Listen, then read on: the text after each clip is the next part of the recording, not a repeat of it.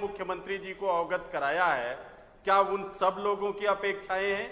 और क्या फिर कर्नल दुबे जी की भी अपनी अपेक्षाएं हैं जो सरकार के ब्राह्मणों के प्रति बढ़ते अत्याचार को ढकने और ढांपने का काम कर रहे हैं? क्या कर्नल दुबे जी को दिखाई नहीं दे रहा है कि रोज 2, 3, 4 ब्राह्मणों की हत्याएं उत्तर प्रदेश में हो रही हैं?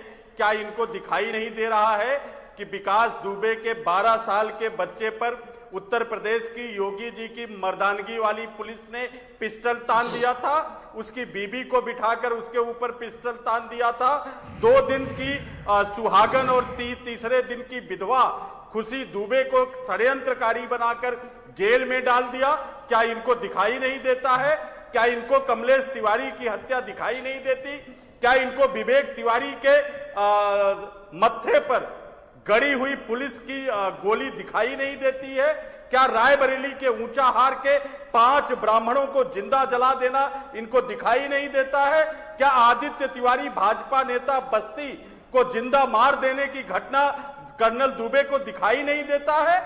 अगर ब्राह्मणों की हत्याओं पर कर्नल दुबे की आंखें बंद हैं तो इसका मतलब इनको कुछ ना कुछ योगी जी ने देने का आश्वासन दे दिया है।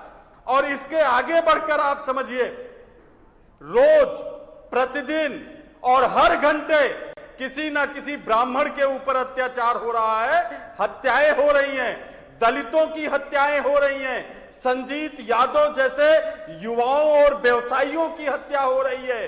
अच्छा उमा शंकर जी, जैसे लोगों को उमा शंकर जी आप रिसर्च करके आए हैं, ये जो माहौल ठीक है, डर और अब यही पूछते हैं ना इनसे, ये इसके लिए अगर कर्नल दुबे की आंखें अगर शुतुरमुर्ग की तरह बंद है तो ये बंद रखें, लेकिन प्रदेश की जनता जो सभी जात की धर्म की है उसकी आंखें खुली है, वो इस अत्याचार को, पापाचार को, कदाचार को, अनाचार को, दुराचार को देख रहा है।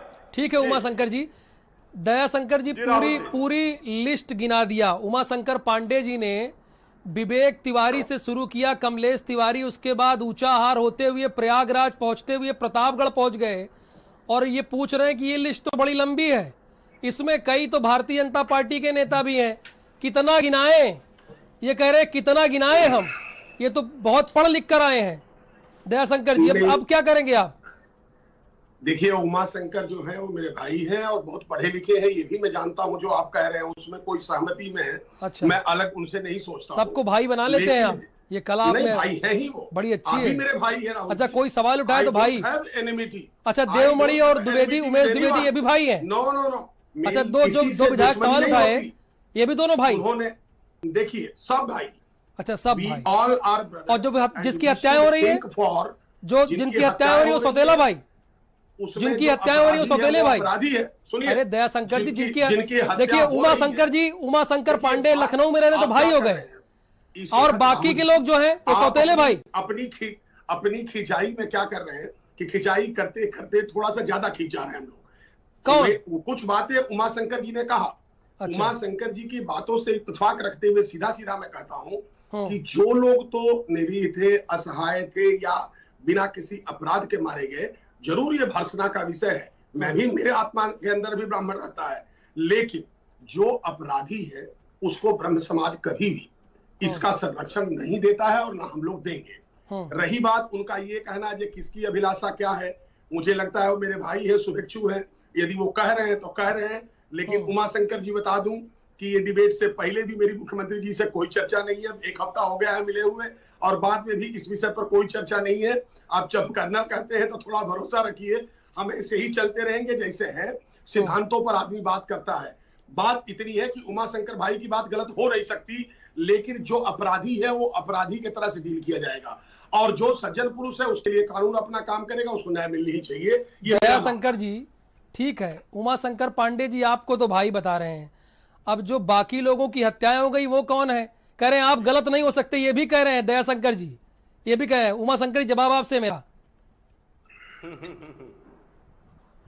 हाँ बिल्कुल, आप देखिए ये सरकार चल कैसे रही है। एक तरफ ब्राह्मणों की हत्याएं हो रही हैं, सरकार उस पर कार्रवाई करने के बजाय लीपापोती कर रही है। मैं पूछना चाहता हूं कि 16 साल का प्रभात मिश्रा, उस पर उसका एनकाउंटर कर दिया जाता है, उसको न्यायालय के समक्ष नहीं जाने दिया जाता है। लेकिन इसी उत्तर प्रदेश में पूरी लिस्ट उठा के दयाशंकर जी देख लें, इतने बड़े बड़े कुख्यात माफिया और अपराधी हैं, पुलिस की गोलियों का टारगेट उधर नहीं हो रहा है और उसमें से कुछ लोगों के ऊपर से मुकदमे भी हटाए जा रहे हैं। आप इनसे पूछिए, चिन्मयानंद तथा कथित स्वामी के ऊपर बलात्कार का मुकदमा था और उसको योगी जी ने हटा लिया। स्वयं योगी जी के ऊपर कई संगीन अपराध के मुकदमे थे, उसको योगी जी ने अपने ऊपर से हटा लिया। ऐसे तमाम भारतीय जनता पार्टी के लोग हैं जिनके ऊपर से मुकदमे हटाने का काम योगी जी की सरकार ने किया है। लेकिन 16 साल के ब्राह्मण के बच्चे को, जो अभी इंटर मरा पहले, रिजल्ट बाद में आया, उसको योगी जी की पुलिस ने गोली मारने का काम किया है। इससे ज्यादा निंदनीय बात और क्या हो सकती है, और इससे ज्यादा गैर कानूनी बात। चलिए, बहुत शुक्रिया। समय का अभाव है उमा शंकर जी, तो आप वरना आपकी बात मुकदमे हटा रहे हैं, पूरी रखी जाती। बहुत शुक्रिया उमा शंकर पांडे जी और दयाशंकर दुबे जी, आपका भी बहुत शुक्रिया। लेकिन अब भारतीय जनता पार्टी के विधायक ये सवाल पूछने लगे हैं कि पिछले 3 सालों में ये ब्राह्मण की हत्याएं इतनी तेज क्यों हो रही हैं, और अब तक कितने केस में पुलिस ने हत्यारों को पकड़ा है, और क्या वाकई सरकार ब्राह्मणों को लेकर संजीदा है। ये अब भारतीय जनता पार्टी के विधायक ही प्रश्न करने लगे हैं। बहुत शुक्रिया इस डिबेट को देखने के लिए आप सभी का।